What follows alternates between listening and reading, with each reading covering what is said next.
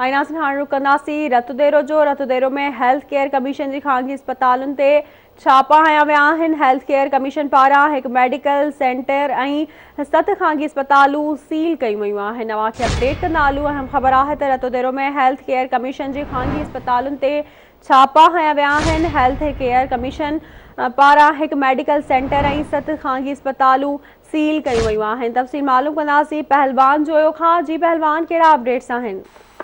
जी बिल्कुल रतुदेरे में जी पहलवान, कहिड़ा अपडेट्स आहिनि?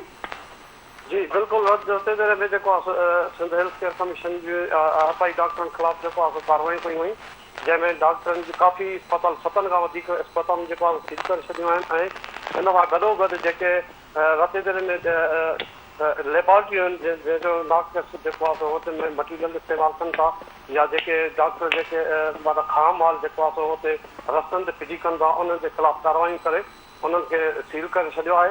ऐं इन खां अलावा हिकु मेडिकल सेंटर आहे जेको उनखे बंदि कयो आहे। जी ठीकु है, वॾी महिरबानी अव्हां जी आगाह करण लाइ।